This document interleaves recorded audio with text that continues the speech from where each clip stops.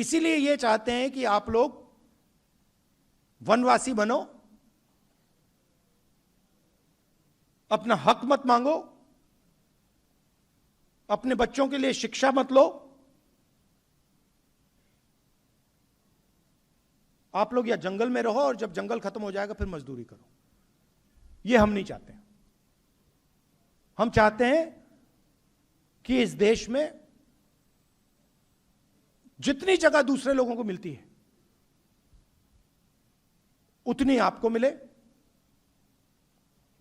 बेहतरीन कॉलेजेस और यूनिवर्सिटीज में आपके बच्चे पढ़ें। हिंदुस्तान की सबसे बड़ी कंपनियों में आपके लोग काम करें, आपके बच्चे काम करें। जब सीईओज की लिस्ट निकाली जाए उस लिस्ट में आदिवासी नाम दिखे। ऐसा भविष्य हम चाहते हैं। यही लड़ाई। और आप जानते हो, जो आपने कहा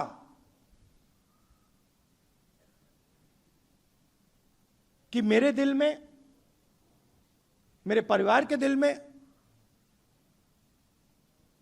कांग्रेस पार्टी में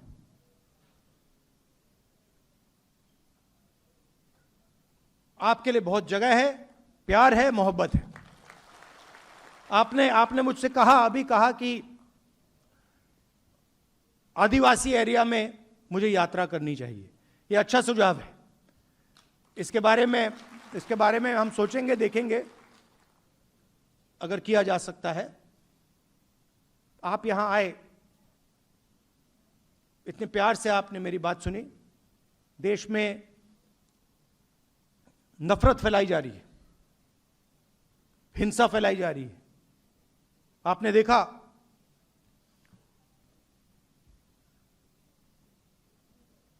ईरान में युद्ध हो रहा है। देखा, प्रधानमंत्री भाग गए थे पार्लियामेंट हाउस से। देखा आपने? देखा था?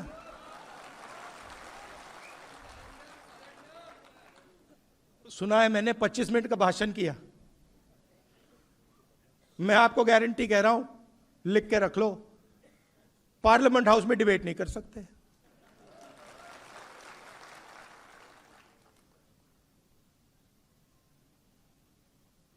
कॉम्प्रोमाइज हो गए। आप देखिए, अमेरिका के साथ, थोड़ा सा मैं आपको बताता हूं, अमेरिका के साथ इन्होंने डील किया, यूएस डील। उसमें पहली बार हिंदुस्तान के प्रधानमंत्री ने, किसी भी प्रधानमंत्री ने, कृषि का सेक्टर खोला। किसी भी प्रधानमंत्री ने आज तक कृषि का सेक्टर नहीं खोला। उसका कारण है क्योंकि हमारे जो खेत हैं वो छोटे खेत हैं। आप जानते हो, 5, 6, 10 एकड़ के, 1 एकड़ के, 2 एकड़ के खेत हैं। अमेरिका में 1000 एकड़, 2000, 5000, 10,000 एकड़ के खेत हैं। यहां पे हमारे लोग हाथ से काम करते हैं, मजदूरी करते हैं, मैकेनाइजेशन कम है। वहां पे कॉम्बाइन हार्वेस्टर, ट्रैक्टर, पूरा मैकेनाइजेशन है। अगर उनका माल यहां आ जाएगा तो हमारे सारे के सारे किसान बर्बाद हो जाएंगे। इसीलिए किसी भी प्रधानमंत्री ने कृषि का सेक्टर नहीं खोला। इन्होंने दाल, सोयाबीन, फल, कपास, ये सब खोल दिया है।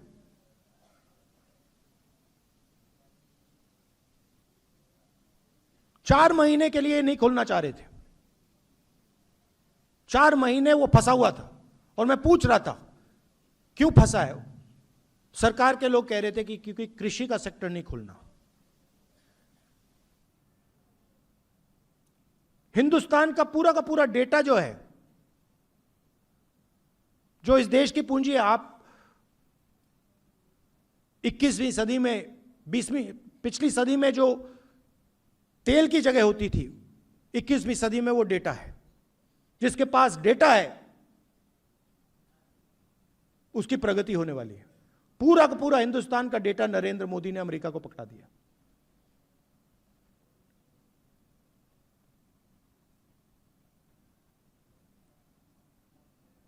₹9 लाख करोड़, नंबर याद रखिए, हर साल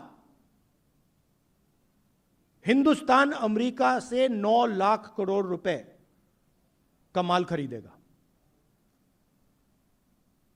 5 साल के लिए हर साल 9 लाख करोड़ रुपए। आप सोचिए, अगर हम अमेरिकन कंपनी से 9 लाख करोड़ रुपए खरीदेंगे तो हमारी कंपनियों का क्या होगा, हमारी छोटी कंपनियों का क्या होगा, हमारे स्मॉल मीडियम इंडस्ट्री का क्या होगा।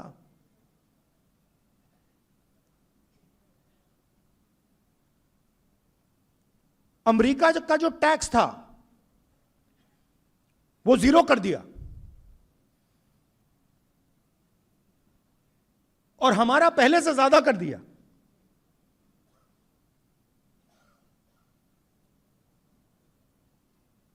और चौथी और सबसे गंभीर बात,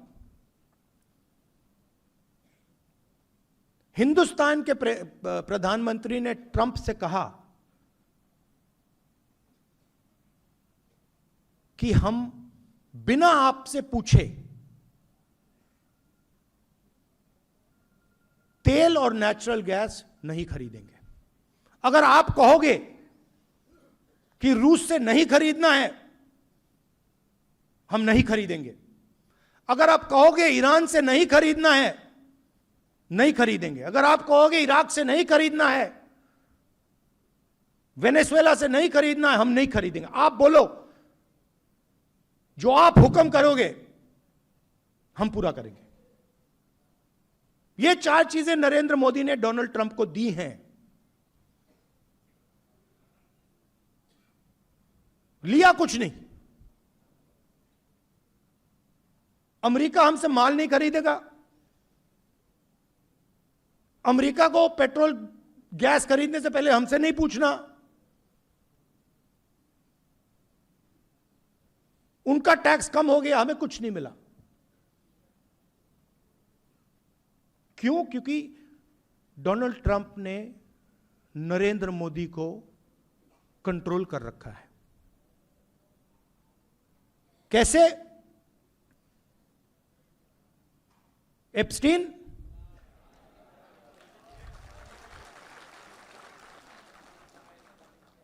वो हैं 4-5 तरीके, मगर मैं आपको सिर्फ 2 बता रहा हूं आज। मैं जानता हूं, एक एप्स्टीन और दूसरा अदानी। और अदानी के बारे में थोड़ा सा मैं आपको समझाना चाहता हूं। मोदी जी और बीजेपी का जो पूरा फाइनेंस का स्ट्रक्चर है, यह अदानी है।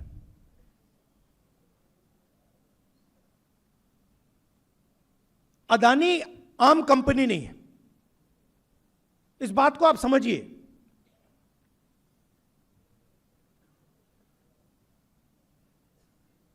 अदानी बीजेपी, नरेंद्र मोदी, इनका स्ट्रक्चर है, फाइनेंशियल सिस्टम है।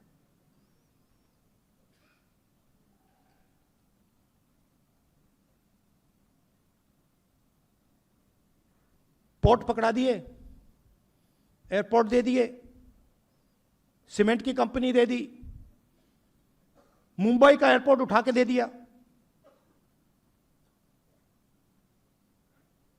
Solar power, wind power, infrastructure, सारा का सारा इस व्यक्ति को दिया। क्या लगता है आपको, यह काम फ्री में हो रहा है क्या? फ्री में हो रहा है? नहीं, फ्री में नहीं हो रहा।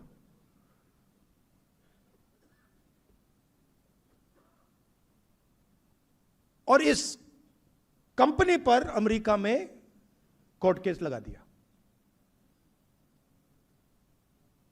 और मोदी जी को सीधा मैसेज दे दिया।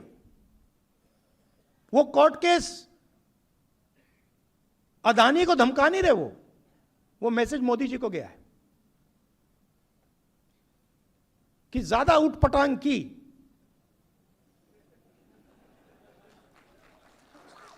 हिंदुस्तान के लोगों के साथ ड्रामा करना कर लो, हमारे साथ ड्रामा किया ना तूने, फिर देखना। पूरा का पूरा रिकॉर्ड उनके हाथ में भाई।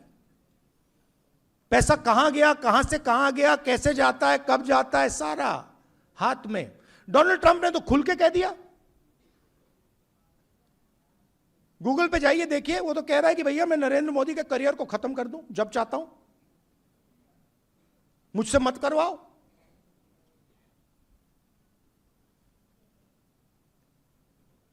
तो कंट्रोल उनके हाथ में है। प्रधानमंत्री 100% कॉम्प्रोमाइज्ड है।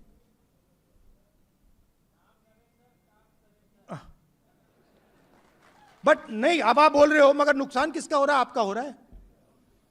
आपका भयंकर नुकसान हो रहा है आदिवासियों का।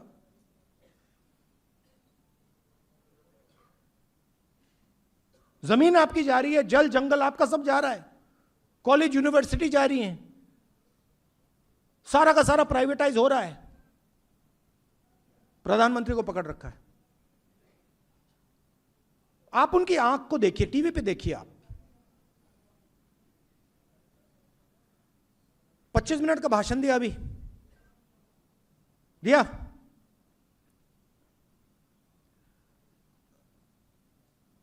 आप बताइए, अमेरिका के खिलाफ कुछ बोला? कुछ बोला? एक शब्द बोला?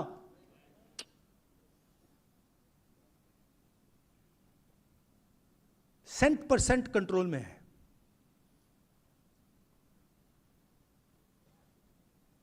और आप देखते जाओ, जो भी होगा अब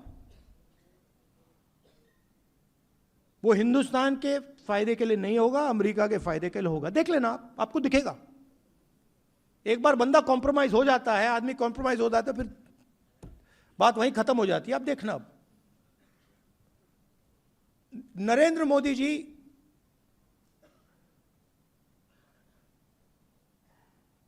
ट्रंप के सामने चूं तक नहीं कर सकता है। बता रहा हूं आपको, मैं सच बोलता हूं। ट्रंप कहता है कि हिंदुस्तान और पाकिस्तान का युद्ध उसने रुकवाया। आप देखो क्या अपमान, हमारी सेना का अपमान कर रहा है। कहता है हिंदुस्तान के जहाज गिरे, 7 जहाज गिरे, मैंने युद्ध रुकवाया। मोदी जी के मुंह से चूं तक आवाज नहीं निकली। एक बार नहीं बोला, 50 बार बोला उसने, बोलता रहता है। हमारा प्रधानमंत्री एक शब्द नहीं बोल पाता। क्यों? कंट्रोलर हाथ में उसके है।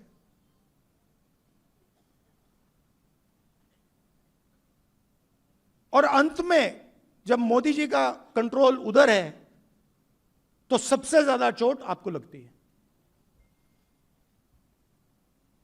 क्योंकि आपका प्रधानमंत्री आपके लिए काम ही नहीं कर रहा है, आपकी रक्षा ही नहीं कर सकता।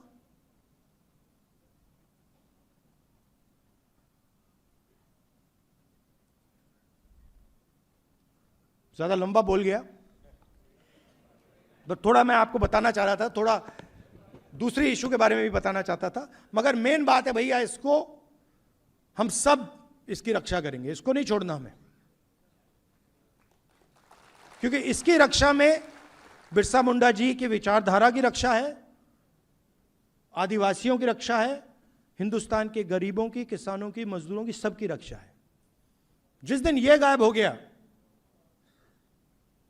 उस दिन कुछ नहीं बचेगा हमारा, आपका, आदिवासियों का। बहुत बहुत धन्यवाद, नमस्कार, जय हिंद।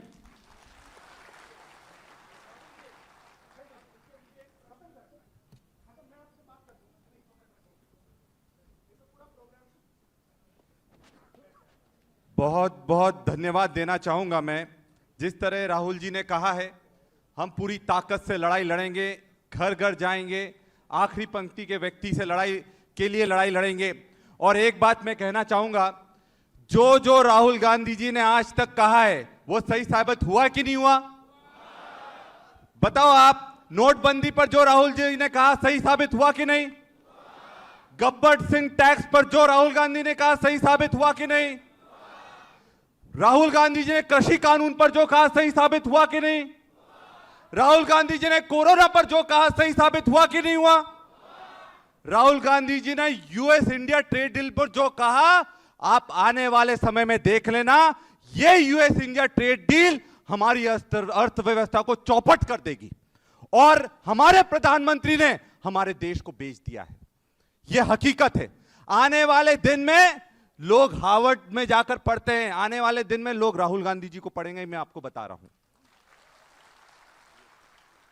और मैं आभार प्रदर्शन के लिए मैं अब बुलाना चाहूंगा हमारे कांग्रेस के प्रदेश अध्यक्ष अमित चावड़ा जी को, वो मंच पर आए और हम सबको मार्गदर्शित करें।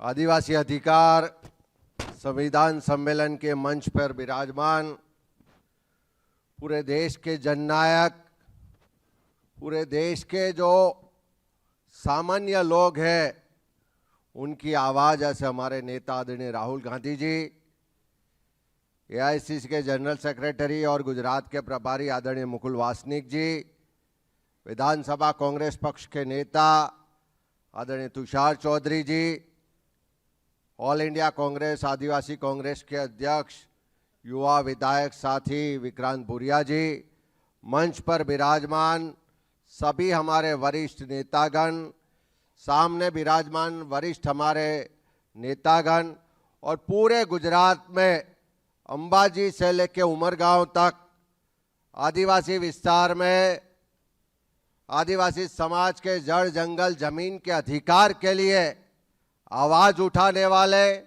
संघर्ष करने वाले, कांग्रेस पार्टी का तिरंगा मजबूत करने वाले सभी मेरे वरिष्ठ नेतागण, युवा साथी, भाइयों और बहनों, आज यहाँ पैनल डिस्कशन में जो इश्यू निकल के आए हैं कि मूल निवासी, ये जड़ जंगल जमीन के जो मालिक है, अधिकारी है, वो आदिवासी समाज को हर तरीके से कांग्रेस ने कानून से भी ताकत दी, संविधान से भी ताकत दी, अलग अलग योजनाओं के माध्यम से भी ताकत दी, और जब जब मौका आया उनके लिए बजट देके भी उनको पूरी ताकत दी। कांग्रेस ने सबको दिया, संविधान ने सबको दिया, लेकिन पिछले 3 दशक के गुजरात के भारतीय जनता पार्टी के शासन में जो सबसे अन्याय हुआ हो तो सबसे ज्यादा आदिवासी समाज को और अंबाजी से लेकर उमरगांव के आदिवासी एरिया को हुआ है। राहुल जी, अभी जब मैं और तुषार भाई और सभी कांग्रेस के नेता जनाक्रोश यात्रा लेके निकले, अंबाजी से लेके उमरगांव तक हर ब्लॉक में गए, हर गांव में गए, यही हमारे सभी नेता और साथियों ने वो यात्रा को मजबूताई से ताकत भी दी, और वहां जो इश्यू देखे कि कांग्रेस की सरकार ने जंगल जमीन अधिकार का कानून दिया 2006 में, आज 20 साल के बावजूद भी 50% लोगों को आज भी अपना अधिकार नहीं मिल रहा है। पूरे आदिवासी क्षेत्र में कांग्रेस ने मनरेगा का कानून लाया कि स्थानीय रोजगार मिले, लेकिन मनरेगा में